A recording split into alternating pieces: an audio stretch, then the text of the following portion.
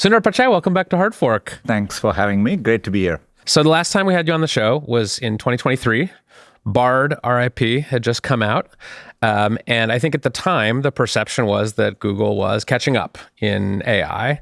How are you feeling about your position in the race these days?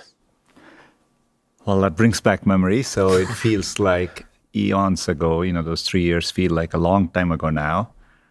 But I think it's staggering to see how much both the technology is making progress. We've made progress as a company. And I think it's a very dynamic moment in the industry.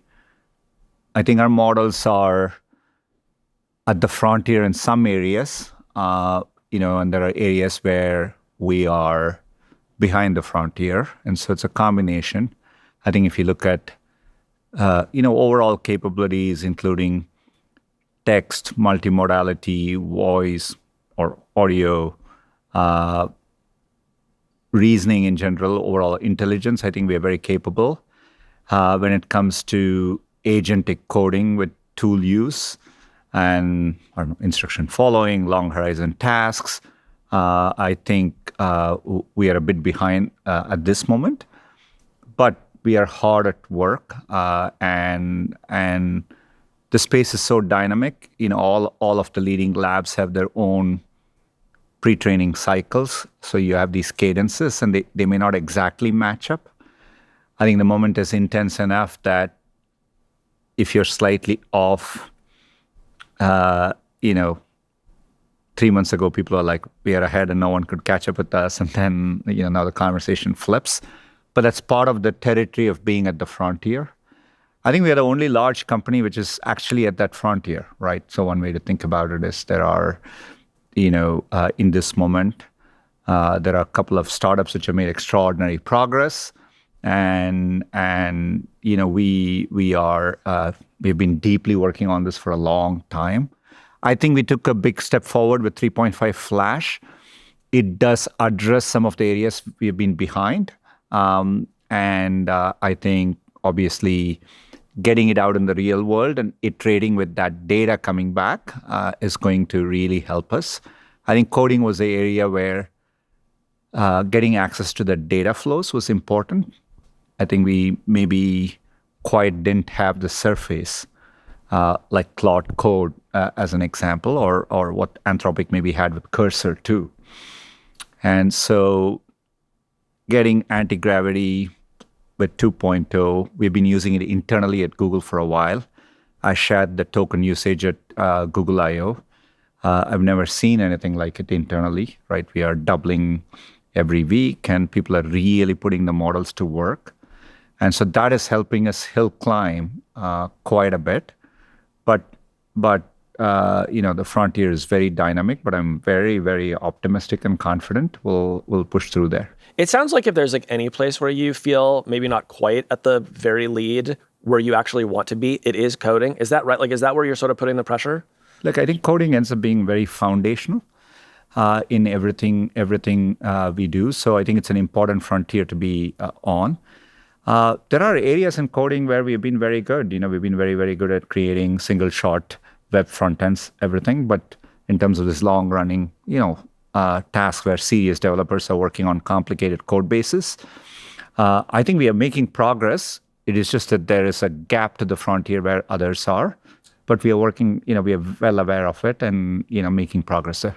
3.5 Flash has been out for a day. I do think it typically takes a few days to really put these models through their paces. Yeah. We have seen some complaints, though, about pricing, model quality. Curious, what you've made of the reception so far. It's I'm looking forward to being done with my interviews and so on, so that I can spend more time with the teams. Yeah, wrap it up, Roose. No. Look, I'm going to meet the teams right after this. I think we are definitely, it'll take a day or two to settle in. I think it's a new model, and in a new area where we've made some progress. There could be some regressions, but we will be able to quickly address them through our post-training pretty quickly, I think.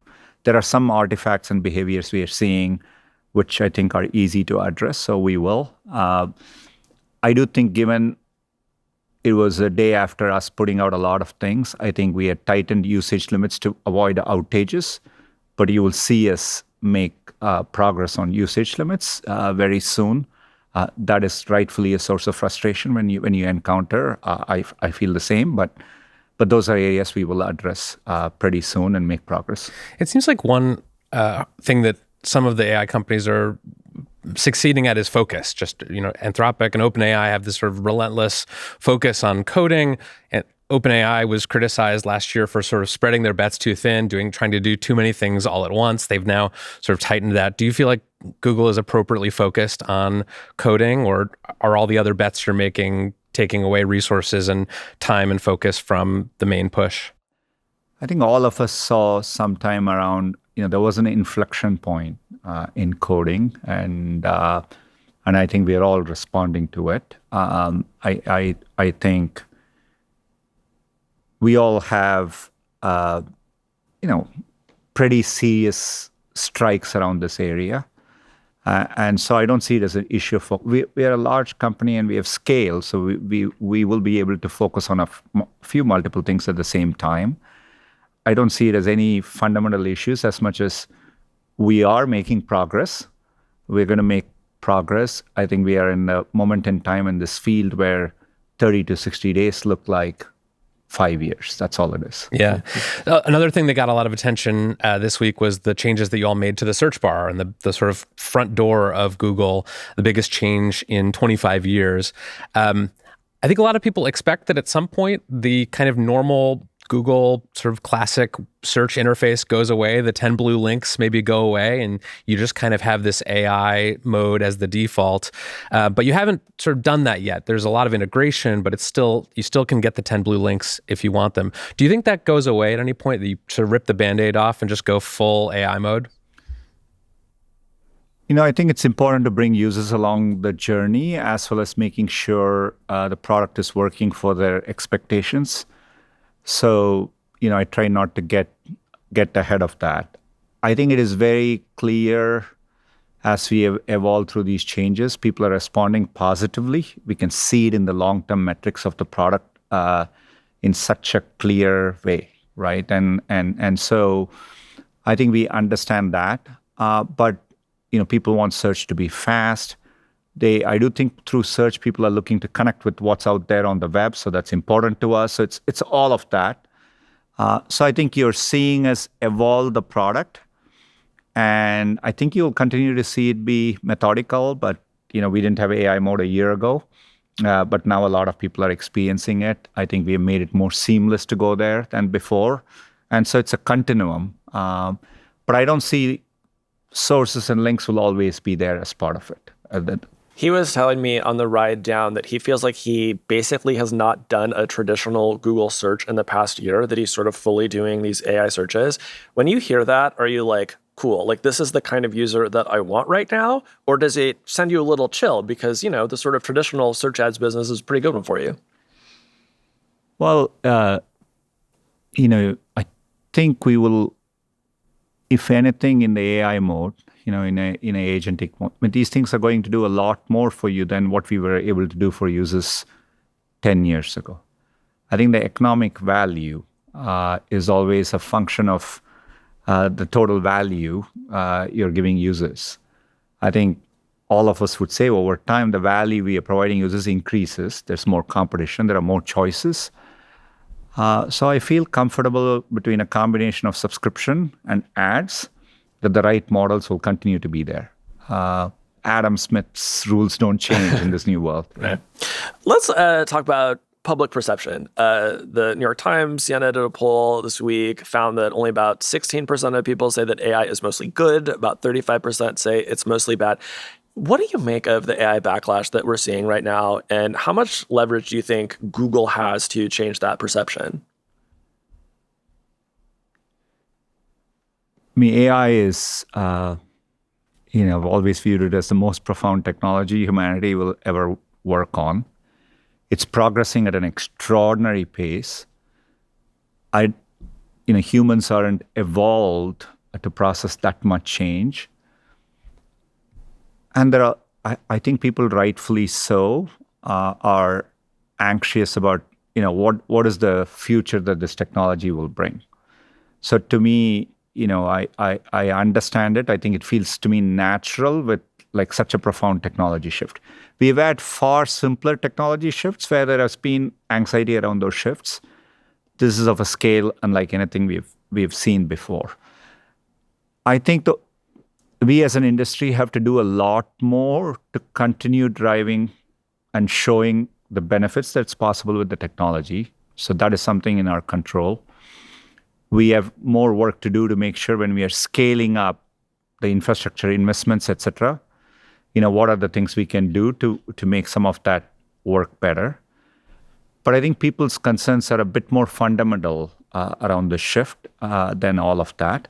I think a natural part of this is people are anxious about their economic future in this world. And, you have a lot of conversation where people saying, jobs are going to radically change, some of it will go away, et cetera. I happen to think, the outlook is better than some of those dire predictions. But, as a society, if you're hearing, it's natural. I would be surprised if people weren't more anxious about it. I do think it's important because the change is happening so fast. You need people in democracies, you need citizens to be engaged, be aware that this is happening, and and make their preferences known. That's what causes action in society. So I think there's something healthy about this dialogue too, which is happening. And given the pace at which the technology is moving forward, it seems right to me, both the concerns and the fact that we need to take it seriously. You're giving the commencement speech at Stanford next month. I'm sure you've noticed or heard that a bunch of commencement speakers have been booed recently by college students who are worried about AI. What are you planning to tell the graduates about AI, and do you have your boo strategy in place? Anytime we have driven technology progress, I think it helps drive progress in the world. And in some ways, these graduates are actually both going to be a big part of that, driving that progress and also dealing with the impact of that technology. So I think we have to be very mindful of that. And, I've always been extraordinarily optimistic about the next generation. I think we all always have this view in the world, we are anxious and we worry about the next generation, but I think the next generation rises to the challenge and, builds a better world. And so I view it as no different from those moments. And, my goal would be to share, my experiences and share that with them. And that's what I'm looking to do. You can just pretend they're saying Google. It's just it's close enough, I'd be curious to hear a little bit more about your case that that you think that sure, jobs may change a lot, but you entry-level graduate, the economic future is still bright for you. What is that case in your mind? At a basic level, I do think we are, there is a new level of capability all of us are going to have to be able to do things. And I wasn't there when spreadsheets rolled out to people. I wouldn't know how you did financial analysis before that. How did people do it, right? I'll say it. I didn't do it. I had no idea how to do it. Okay. Yeah. But, spreadsheets changed that. And so there's an aspect of this, I think it just is going to change the starting point for many, many people. Just even coding, I think if you fast forward the progress we are seeing there, so many more people are going to be able to code in the world, right? And, I've heard you two might be examples of that and in that journey. But I think you're just at the leading edge of what is going to happen more and more. So I think those are the new serendipitous ways this will all work out that we underestimate. I think people are going to be more productive. They will have more time for leisure. All of that will simultaneously be true. There are so many areas where today people's work, involves a lot, doctors have, high burnout rates, and it's because they train and, and their calling is to spend time with patients, taking care of patients. But, most doctors would tell you, if you actually watch their time, the percentage of time they spend with patients is less, right? So I think AI will actually help them do more of that, right? I think those are examples of it. The radiologist analogy has been fascinating. It's been now a decade running.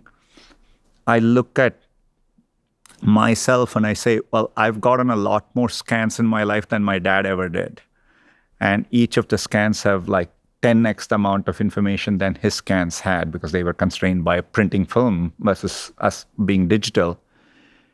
And I think that number is going to be 10x in 10 years. So where is that projection going into? You are actually going to need AI to keep up, right, with that demand coming. So I think it's non-linear how the impact of all this will be. This is not, I don't want in any way to minimize every technology shift brings disruption with it. And, I think, there will be disruption and we as a society need to be super serious about it and engage. And so some of the conversations I think are rightful in thinking through that. But I do think there are many positive dimensions to it, which are maybe not being talked about. And I think, and also there is overly deterministic dire scenarios, which I quite don't agree with as part of it. Let's talk about agents, because I feel like agents actually tie sort of into this question of, well, what is going to make us more productive in the future and how will it change our job? Later this summer, you're releasing Spark, which seems sort of intended to be an agent for the regular person. And I'm so curious to know, could you walk us through something this agent is doing for you personally? I've used it a lot more in my professional context, more to the context because of it was mainly available in my corp account, as part of it. In that context, I've definitely used it as it's super easy to use it to prepare for any meeting. I wish I had brought the prompt / the output for, I just, as a test case, used it for hot fork. Honestly, if you email to us, we would flash it on the screen. Yeah. It had some things about the two of you, so I don't think I can project it. No, that's what we want. No, we want that. We want that. We want to know how Gemini dragged us. I'm not sure I'll allow that too. No, I'm just kidding. Partially kidding. Yeah. So you should see Casey's browser history. Partially kidding. Yeah. But I have had it in my personal account more recently. So again, here's a simple task I did. I just asked it to just look ahead at my meetings and color code it in categories so that I can keep sense of how I'm spending my time. I think, it's extraordinary to watch it. It came back with suggestions of 2 color coding schemes, and I just had to choose one. And it's actually like sci-fi. It's just changes the color in the calendar. Personal meetings, health-related meetings, time I'm spending at work, etc.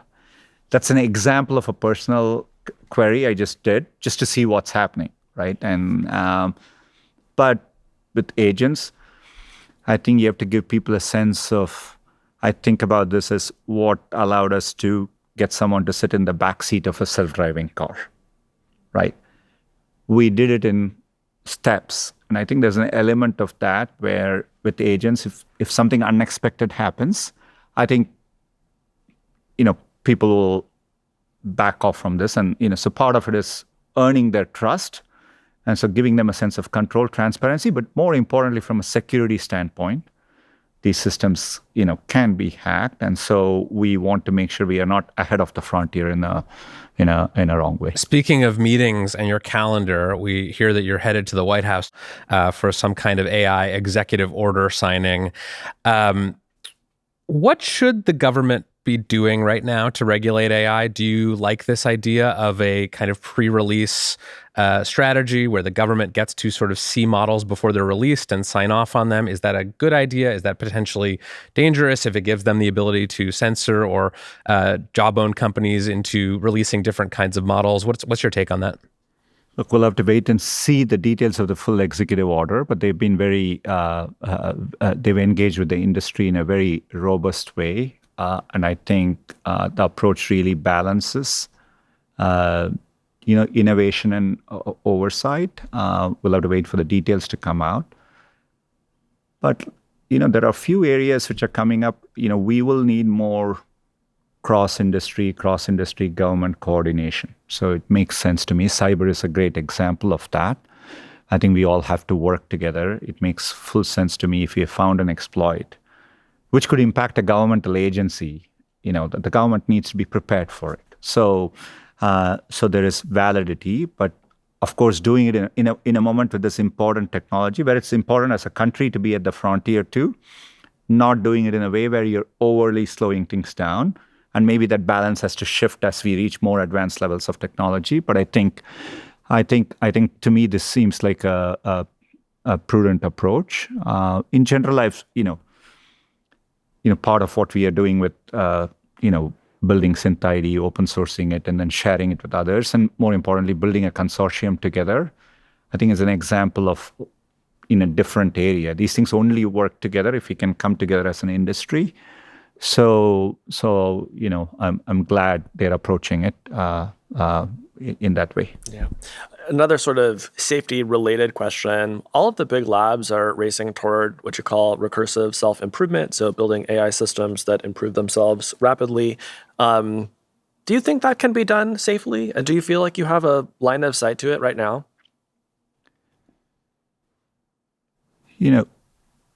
These models are getting better at coding and agentic workflows, and so at some point, we did. You can see in anti-gravity today, in over 12 hours, it can build a simple OS from scratch, right? And that is genuinely, those are multiple thousands of hours for somebody to do, right? So you are seeing some of that in work today. We are all in our products in some version or the other have agents and sub-agents and the orchestration of those agents building things together. It's a continuum, right? And I think we are all definitely making some progress. But in the way people describe RSI, I don't think we are there yet. And that would represent the next level of acceleration. And I think would have a lot of implications. But we aren't quite there yet. Is there like a plan for, great news, Sundar, like we just hit RSI. Like, is there a sort of, do we break glass or what happens then? It's a great example of look, I think all responsible labs, I think if you're approaching moments like that, you would be, consulting with, it shouldn't be an internal conversation at that point. I think it has to be a much broader conversation than that. And I think we all have to avoid race conditions at those stages of AGI. Right now, all the labs are racing to get more compute.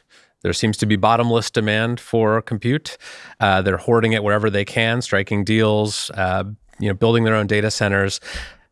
Google is still selling access to TPUs to rivals and other companies in the race. Why?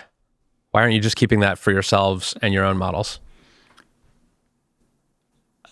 I think each is not a constraint on the other, right? So as long as we can make enough chips, it's not a constraint. So the right way to think about it is we have GDM and our first-party services. If you can think about that as a company, business, cash flows, you're planning for that.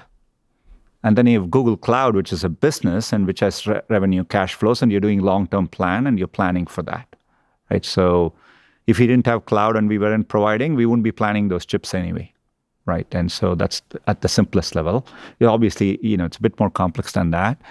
But there are a lot of advantages of providing TPUs to others. The fact that researchers at Anthropic are using TPUs is what will allow us to make, in addition to us, allows us to make the best hardware in terms of next generation. And by the way, we use NVIDIA's chips too, and the next generation chips are incredible. And so we use that and we work too. When you're running platforms, you have a platform side of the business, and I've always have worked on many platforms in my life, and be it Chrome or Android or Google Cloud. why would you ever open source something, or why do you provide this technology? I mean, all that makes sense on its own merits. I do think there are advantages. Like I mentioned, it allows us to stay at the frontier. Economies of scale helps in various ways, and so it makes a lot of sense that way. The last time we had you on, we asked you about AGI and your feelings about the term. And at the time, you responded that it didn't really matter whether you've reached AGI or not, because the systems are going to be very, very capable and Google's strategy should be the same. I noticed that you did not say AGI in your keynote. Demis did, but you did not.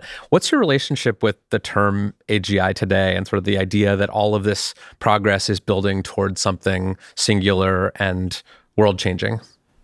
We are...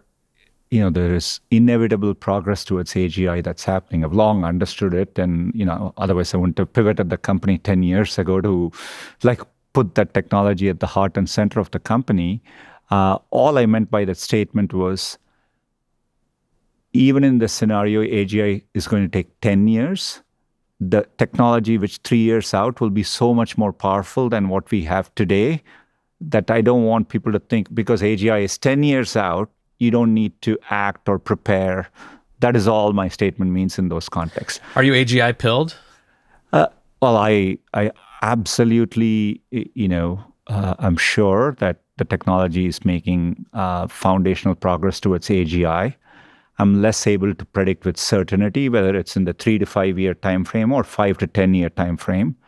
The rate of progress over the last 1 to 2 years has made me feel it's on the closer side than not. And I just don't, in your role running one of the largest companies in the world, which has a responsibility to society, the language I choose to use around it might be different than other people. But I think, as a company, in terms of, 10 years ago, the I/O stage, I announced TPUs and AI-first data centers. Yes, clearly understood where this technology is headed. Maybe as a last question, one of the more memorable phrases, I think, from the keynote this year did come from Demis when he said that we're in the foothills of the singularity. Can you tell us, concretely what that means from Google's perspective? And should people be excited about that, or afraid, or both? Look, I've had many conversations with Demis, obviously, on this topic, and I think in this context, he's defining singularity as the advent of AGI. Right? I think he's talking in that context, and I think if you think, regardless of, if I remember, I think he had kind of articulated by 2030 or so. I think if you believe that, it makes sense to you. That's what you're articulating, and it's as simple as that. I think for him, that's how he defines singularity, and I think Demis, myself, many others, we all feel it's important to, if that's what you believe, it's important to articulate that, because we are all at the frontier building this technology, and hopefully people are listening. And I think it's important to, as a society, we are internalizing that and getting ready for it. Sundar Pichai, thanks so much for coming. Thank you, sir. Thanks. Great to talk to you. Appreciate it. Take care.